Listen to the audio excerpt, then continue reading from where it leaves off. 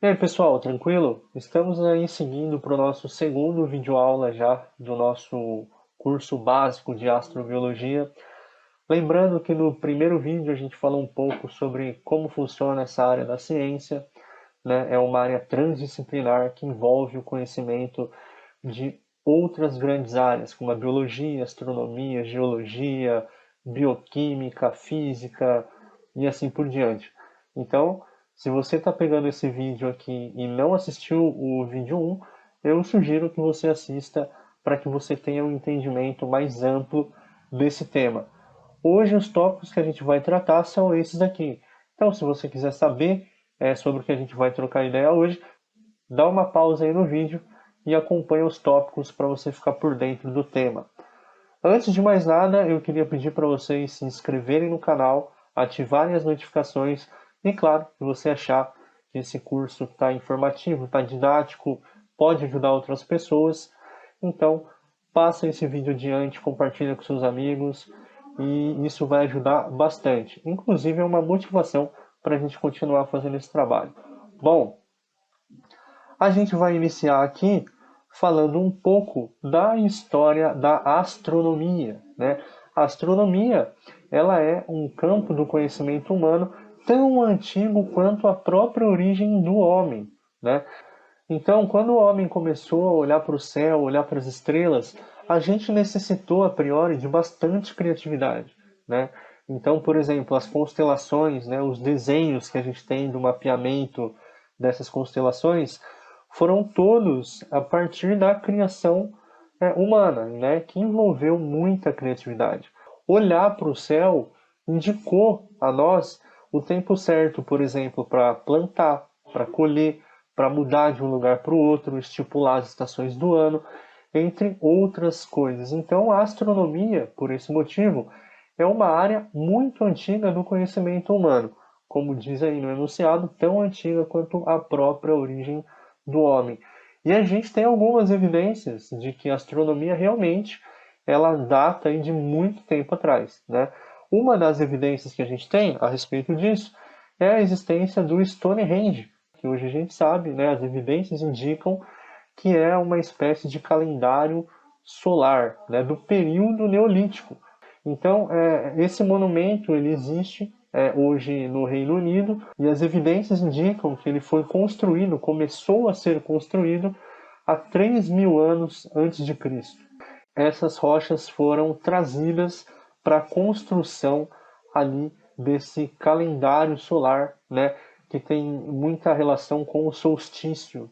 Então, é, essa é uma evidência de que a astronomia é uma área muito antiga e é dessa forma que nasce esse conhecimento. Então, avançando já um pouco no tempo, a gente vai falar um pouco da filosofia natural, né? O que é a filosofia natural? A filosofia natural era diferente da filosofia clássica, onde os pensadores tentavam, a partir de uma premissa, tentar concluir algo sobre a realidade. A filosofia natural envolve o conhecimento matemático, a geometria, a observação, e ela seria a precursora das ciências naturais, né? Então, a própria física seria uma área da ciência, né? Das ciências naturais, que veio por conta da filosofia natural. A gente pode usar como exemplo, né, um livro, né, um exemplar sem preço muito famoso, chamado Princípios Matemáticos de Filosofia Natural. Então, aqui, Milton já dá as bases para que mais tarde isso se torne a própria física, né? Então, é um livro muito interessante, eu tenho. Ele é de meados de 1686, então é dessa época que a gente está falando. Esse aqui seria o Sir Isaac Newton. Gosto bastante dessa ilustração. Você pode reparar ali os planetas atrás de Newton, uma árvore com maçãs, né, da história que não é real, de que a maçã caiu na cabeça de Newton, a Lua no fundo, o telescópio newtoniano e esse prisma, onde ele dá aí as primeiras bases para o estudo da ótica, né? Então ele descobre, por exemplo, que um prisma ele pode fazer o trabalho de refração da luz. Então ele descobre, por exemplo, que a luz do Sol contém todas as cores que a gente vê no arco-íris. Ou seja, a própria cor não é uma propriedade da matéria, mas sim uma propriedade da luz. E, enfim, mais para frente a gente vai ver um pouco sobre isso. Então, basicamente, a filosofia natural, ela data aí, mais ou menos dessa época, meados de 1686, o filósofo Descartes, né, filósofo matemático, também era adepto à filosofia natural. Inclusive, existe um debate entre Newton e Descartes, né, a respeito dos conceitos de espaço, de tempo, várias coisas que tem inclusive aqui no canal. Então, dá uma olhada lá. Bom, depois disso aqui, a gente pode começar a entender um pouco sobre como o nosso universo era visto na época. Então, Newton, adepto aí à filosofia natural, ele dizia que o nosso universo ele é preenchido por uma espécie de substância chamada éter. Ele também trazia algum conhecimento sobre espaço e tempo, como sendo coisas distintas, separadas, né? E ambos seriam absolutos, né? Ou seja, o espaço é igual para todo mundo, não importa se você está nesse planeta ou em outro. O tempo passa igual para as pessoas, né?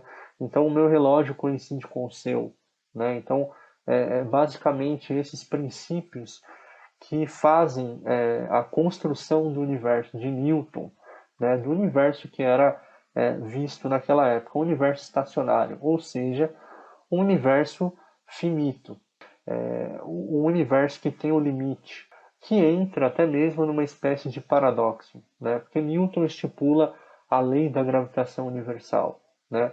Onde ele propõe que a força de atração entre os corpos é diretamente proporcional às suas massas e inversamente proporcional ao quadrado da distância que separa seus centros de gravidade. Ficou um pouco complicado, mas isso significa que os corpos, né, que têm massas relevantes, eles se atraem. Então, se o nosso universo é finito e a matéria é distribuída, então a gravidade tende a uma hora a juntar esses corpos tudo de novo. Então, por que isso não acontece, né? Bom, isso era basicamente a ideia estipulada na época, né, de um universo estacionário, que significa basicamente isso, muito diferente do que a gente conhece hoje. E o espaço para Newton, né, essa espécie de éter, ela era plano, assim como uma mesa de bilhar. Então você pode imaginar, por exemplo, se você for dar uma tacada aí na bola branca, ela percorre na mesa uma trajetória retilínea, uniforme, até se chocar com uma outra bola de bilhar. Então suponhamos aí na imagem que você quer mirar naquela bola azul perto da caçapa. Se você é bom de mira, a bola branca vai realmente percorrer uma trajetória retilínea e se chocar com essa bola. A diferença para Newton é que acontecia o seguinte: os corpos percorriam essa trajetória retilínea no espaço plano e quando eles se deparavam com corpos de massa mais relevante, estes começavam a orbitar um ao outro. Então, o espaço era plano, os planetas, né, caminhavam em direção às estrelas, por exemplo, que tinham massa muito mais significativa do que o próprio planeta, e estes começavam a circundar aquela estrela por uma questão gravitacional, né? Então, é como se a estrela atraísse os corpos de menor massa ao seu entorno, e ali eles começavam uma dança gravitacional, né? Então, essa era a ideia de Newton, a priori, do nosso universo estático, do espaço plano, onde os corpos de menor massa caminhavam em direção aos corpos de maior massa para que eles orbitassem uns aos outros, né? Então, essa é a ideia principal desse universo aí. Bom, já a teoria do Big Bang ela foi proposta pela primeira vez em meados de 1920, né, pelo padre belga Georges Lamitre, não sei pronunciar, mas ele propõe matematicamente a ideia de que o nosso universo ele está em constante expansão. Se ele está em expansão, significa que um dia tudo estaria concentrado em uma singularidade, né? Talvez não fosse o termo usado na época, mas é um termo bem apropriado para a gente usar, né? Então, quer dizer, se o universo se expande, então significa que uma hora ele estava todo condensado em um único ponto denso, se a gente pudesse retroceder no tempo. Então, as implicações dessa proposta é que, além do universo no passado estar numa singularidade, ele seria muito quente e denso, e chegaria naquilo que ele chamou de átomo primordial, né? Então, este átomo primordial estaria todo condensado ali com toda a matéria existente no universo, as 4 forças fundamentais, que é a gravidade, o eletromagnetismo, força nuclear fraca e a força nuclear forte. Além disso, ele propõe que depois que esse átomo primordial começa a se expandir, né, ele era muito quente no início, ele começa a se esfriar com o tempo. E isso condiciona para que as leis da física e as constantes comecem a funcionar da forma que funcionam, né? Então, a posteriori, George Gamow vai ter o trabalho aí em teorizar e colocar as bases dessa teoria proposta primeiramente por Lemaitre. Então, isso já em meados da década de 40, né, quando George Gamow ele pega a ideia de Lemaitre e forma um corpo teórico para fazer uma descrição apropriada matemática de como deveria ter sido esse início, essa história do universo, onde ele parte de um único ponto denso e começa a se expandir. Bom, nós temos também a teoria da relatividade geral de Albert Einstein. A gente está falando aqui de meados de 1915, né, um pouco antes aí de Lemaitre propor a ideia de um universo que se expande. Até então, Einstein aceitava essa ideia de um universo estacionário, né? Então a gente não sabia ainda que o universo estava realmente em expansão. Então eu vou me abster aqui em falar brevemente da teoria da relatividade geral. Eu quero falar sobre ela a respeito da constante cosmológica, que é um termo incluso nas equações da teoria da relatividade geral, e que ela é basicamente uma nova teoria da gravitação. Então, o que Newton propõe não se aplica a distâncias astronômicas do universo. Então, uma teoria mais fundamental, né, uma teoria mais aplicável, digamos assim, à gravidade em longas distâncias, é a teoria da relatividade geral. Então, com a teoria da relatividade geral, a gente tem algumas implicações como essas que a gente vai ver daqui a pouco. Bom, ela foi proposta pelo físico alemão Albert Einstein e traz aí, como eu disse, algumas modificações. Então, essa é uma das implicações que a teoria da relatividade geral traz, né? Ela modifica o nosso conceito de estrutura do universo. Então, o espaço não é mais absoluto e o tempo não é absoluto, eles são relativos, né? Então essa é a relatividade. O espaço e o tempo são tão relacionados que a partir da relatividade geral, espaço-tempo passa a ser uma coisa só, né? Um tecido flexível que se curva perante a existência de matéria, né? Então, como vocês estão vendo aí na imagem, a estrela, o Sol, ele não é tão massivo que ele atrai a Terra à sua proximidade. Na verdade, o Sol ele é tão massivo que ele deforma o espaço à sua volta e o espaço empurra a Terra para o Sol. A Terra não cai para o Sol por questões de velocidade, por exemplo, e também pela força gravitacional que os outros planetas exercem sobre a Terra. Mas basicamente isso, né? O espaço-tempo pode ser deformado com a presença de matéria, sobretudo as de massa astronômica. Inclusive, a massa dos planetas fazem com que eles tendam a ter o formato esférico, quando a gente está falando de planetas, satélites naturais e estrelas.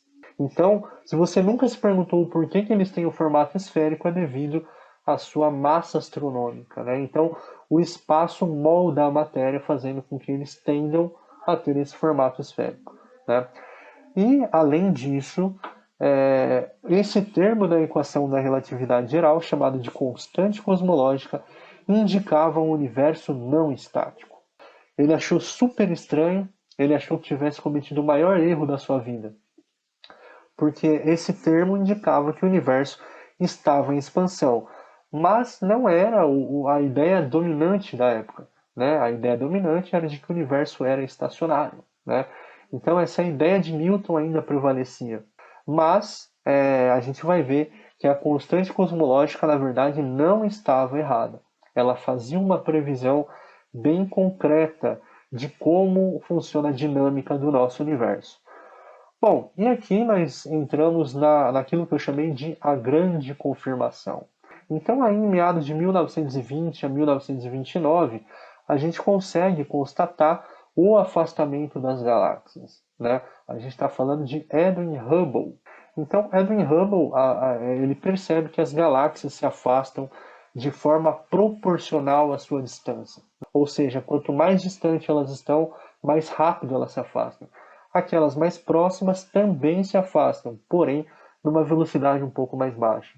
Então, essa lei de Hubble descreve o afastamento das galáxias, ou, em um termo mais técnico dentro da astronomia, ele chama de recessão das galáxias, que, em outras palavras, seria o próprio afastamento entre elas. Né? Então, a gente percebeu que, com o passar do tempo, as galáxias se afastam umas das outras, porque o próprio espaço está se expandindo.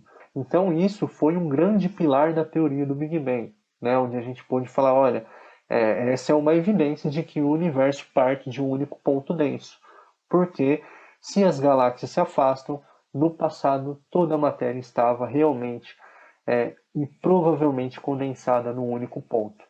Uma outra coisa é que o satélite Hubble, né, que foi colocado em órbita em meados de 1990, 1992, levam o nome de Hubble por conta das suas constatações. E uma das coisas que a gente pode observar, né, o Hubble é um telescópio potente com um espelho de mais de 2,40 metros, né?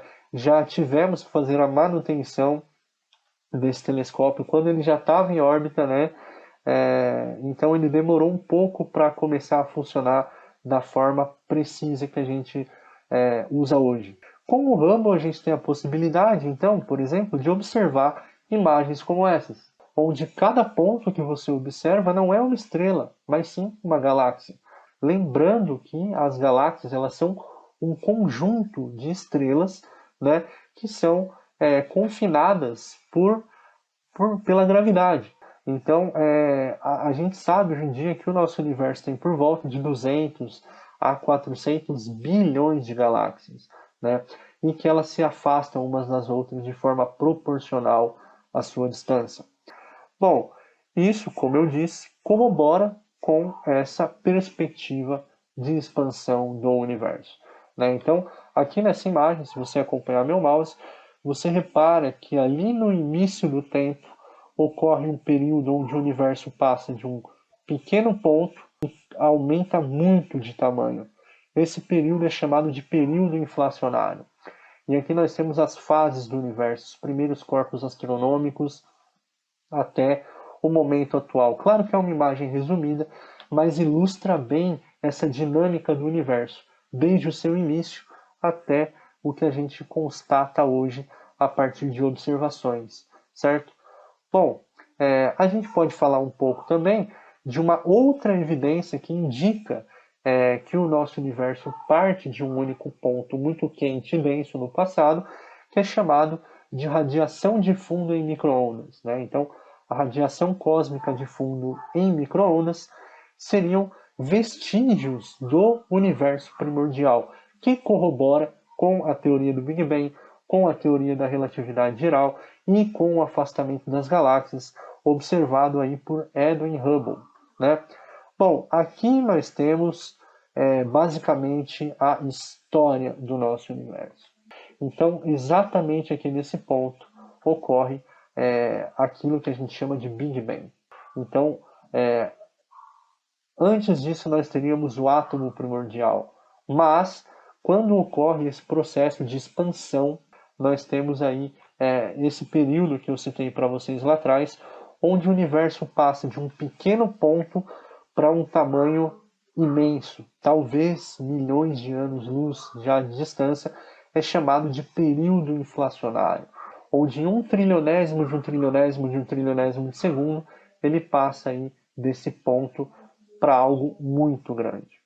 E essa inflação ela deixou um vestígio, né, que é o que a gente chama de radiação cósmica de fundo em microondas, né, que é basicamente esta imagem aqui. Essa é uma imagem obtida pelo WMAP, satélite WMAP, que a gente já vai falar um pouco sobre ele, onde a gente consegue observar questões de temperatura e massa nos primórdios do nosso universo. Tá? Nesta fase do universo a gente chama de Idade das Trevas, onde tudo ficou escuro. Isso durou um bom tempo. Tá? Mais à frente nós temos aqui a formação dos primeiros objetos astronômicos. Então a gente deve saber que o Big Bang ele trouxe com ele algumas partículas elementares, que são fótons, são elétrons, núcleos de hidrogênio, hélio, lítio, berílio, né? Que mais tarde, quando o universo se resfriou, os elétrons puderam se aproximar desses núcleos e formar os elementos mais simples da natureza, que são esses que eu citei. Primeiramente o hidrogênio, depois o hélio, lítio e berílio, né? Então esses elementos são os elementos mais simples. O hélio, o hidrogênio existe com mais abundância no nosso universo. Inclusive é o elemento fundamental para a formação de estrelas, né? Então uma estrela recém-formada ela é composta basicamente de hidrogênio. E depois começa o processo de fusão nuclear. Mas isso vai ficar para uma próxima. Bom, em relação ainda à radiação cósmica de fundo em microondas, a gente teve um avanço tecnológico. Né? Então aqui tem uma imagem que compara de forma bem significativa isso, onde a nossa primeira tecnologia para observar essa radiação de fundo em microondas, ela era proveniente do COBE, né, do satélite COBE, onde ele captava essa radiação, que transmitia para nós essa imagem, que seria o mesmo que observar o nosso planeta de forma um pouco embaçada. Já o satélite WMAP, lá em 2001, ele proporcionava uma visão mais nítida, né, dos primórdios do nosso universo. E agora, já mais recente, o satélite Planck ele proporciona uma imagem bem nítida desses vestígios aí do universo primordial, né? Então aqui nesse GIF nós temos aí resumidamente esse avanço tecnológico a respeito do nosso olhar para a radiação de fundo em microondas, que indica os vestígios do nosso universo primordial. Bom, e aqui, para a gente finalizar essa parte, né, eu trouxe de forma bem resumida as evidências da teoria do Big Bang. Né? Então, o Big Bang ele tem alguns pilares fundamentais. Quando alguém te perguntar quais são essas evidências, você pode dizer que, primeiro, o afastamento das galáxias, né? A constante de Hubble, a lei de Hubble. Então, o fato das galáxias se afastarem conforme o tempo passa indica que, se a gente retrocede no tempo, toda a matéria do universo estava ali confinada num único ponto muito quente e denso. Quando os astrônomos aplicam essa equação para determinar em quanto tempo do passado a matéria estava confinada, a gente chega num resultado que é 13,8 bilhões de anos, né? Com uma imprecisão de apenas 1%. Então, se a gente propõe dentro da equação que o universo, por conta do afastamento das galáxias, tem 13,8 bilhões de anos, por mais que tenha 100 milhões de anos de erro, continua tendo 13 bilhões de anos de idade. Então, o afastamento das galáxias é uma evidência direta do Big Bang. Número 2. Os vestígios do universo primordial, a radiação cósmica de fundo em microondas, indica que o universo era muito quente nos seus primórdios. Né? Então, isso é uma segunda evidência, um segundo pilar da teoria do Big Bang. Terceiro lugar, a gente pode colocar que o universo não é estático.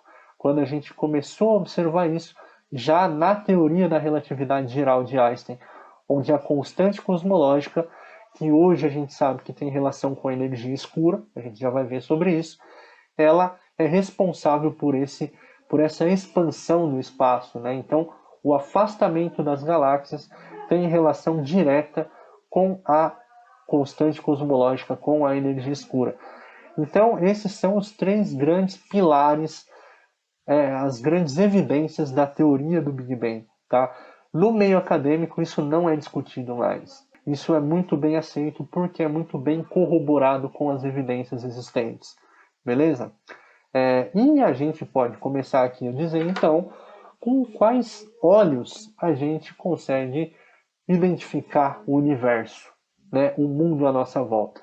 Bom, a gente está falando aqui basicamente do espectro eletromagnético.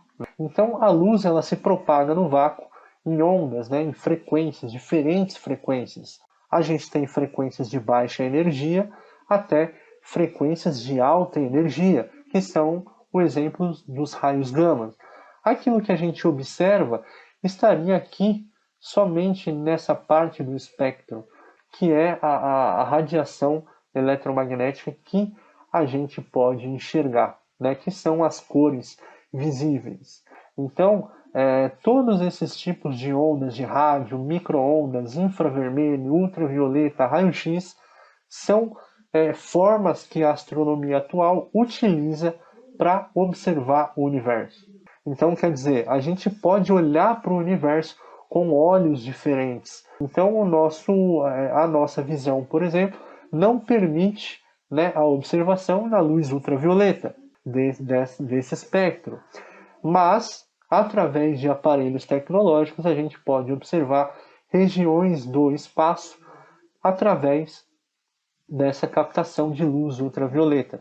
Então eu trouxe aqui para vocês uma imagem de regiões do nosso universo observadas com olhos diferentes, né? Então é muito viável para a astronomia fazer esse tipo de observação de forma diferenciada, utilizando diferentes equipamentos tecnológicos, tá? E aí a gente entra para falar sobre a espectroscopia, né? Que seria uma metodologia bem viável para saber, por exemplo, a composição de algumas estrelas, de alguns planetas, se ela se afasta ou se não se afasta, qual o tempo de vida que ela tem. Isso, então, denota uma relação direta entre a radiação eletromagnética e a própria matéria. Então, os elementos químicos, eles se mostram para nós em diferentes espectros, né? Então, por exemplo, se a gente olhar aqui, o elemento hélio ele vai ter uma determinada especificidade no seu espectro. Se a gente olhar a absorção do sódio, ele vai ter uma outra característica eletromagnética. Se a gente olhar o elemento mercúrio, então esse é um método muito viável para a gente saber, como eu disse, a composição de estrelas, de planetas, se afasta, se não se afasta, se é uma estrela jovem, se não é. Então, tudo isso nos auxilia, além das formas que nós temos de olhar o universo, através de outras tecnologias, que fazem com que seja um ramo da ciência muito seguro. Claro, baseado nessas tecnologias que nos permitem essas constatações.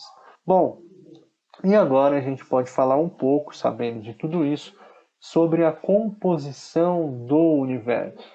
Né? Então, o que a gente sabe do universo? Do que ele é composto? E essa é uma hora que talvez muitas pessoas podem ficar tristes. Então, se você não quer ter gatilho, eu sugiro para que você pare por aqui. Bom, o nosso universo ele é composto, na sua maior parte, por energia escura, né? Por volta de 69% a 70% do nosso universo, a sua composição é de energia escura, ou seja, aquela energia responsável pela expansão do universo, pelo afastamento das galáxias. Em outras palavras, a energia escura seria o que Einstein propõe lá em 1915, aquele termo da equação chamado de constante cosmológica. Então, aquele termo da equação que prevê que o nosso universo se expande, que ele não é estacionário, esse termo indicava uma energia de repulsão, digamos assim, do afastamento das galáxias, do próprio espaço, da expansão do universo. Tá? Então, essa é a maior parte da composição do nosso universo. A gente não tem ideia do que seja essa energia, tem muito a se investigar ainda, ok? E 25% da matéria do universo, ela não transmite radiação eletromagnética, ela não é visível aos nossos aparelhos, ela não é detectável aos nossos inúmeros aparelhos que observam a luz ultravioleta, raio-x, raios gama. Então, a gente não consegue detectar diretamente a matéria escura. E, portanto, como ela não emite luz visível, a gente não sabe do que ela é feita, não sabe do que ela é composta. Mas como a gente sabe da existência dessa matéria? Por influência gravitacional. Né? Então, nos grandes ralos galácticos, a gente tem a existência de matéria escura. Né? No próprio movimento das galáxias, né? Quando os astrônomos calculam a rotação da galáxia, a gente pode determinar a velocidade com que isso ocorre devido à quantidade de estrelas, ao buraco negro que está ali no centro das galáxias. Mas quando a gente efetua esse cálculo, a gente vê que essas galáxias elas se aceleram mais rápido do que o esperado. Então isso indica a existência de algo a mais que a gente não consegue notar. E isso indicaria a presença de matéria escura. Né? E a gente conhece do nosso universo tudo aquilo que a gente vê, as galáxias, os planetas, estrelas, nebulosas, quasares, buracos negros, pessoas, seres vivos, tudo isso compõe somente de 4 a 5% do universo. Então, 5% do universo, no máximo, é o que a gente conhece dele. Né? Então, a gente tem muito para explorar. O nosso universo é composto, na sua maioria, por energia escura, responsável pela expansão, né? 25% em média de matéria escura, que é algo que a gente não tem ideia do que seja, do que é composto, a gente só sabe da existência dela por conta do contato, da influência gravitacional, e somente 5% é aquilo que a gente pode observar, que está dentro daquilo que a gente conhece. Beleza? Então é isso. É esse conhecimento que eu precisei trazer para vocês aqui nessa segunda videoaula. Não esqueça de se inscrever no canal, ativar as notificações, indicar esse vídeo para outras pessoas. E se você ainda não viu, assiste a aula desde o começo. E eu espero vocês para a próxima aula. Um abraço e até a próxima.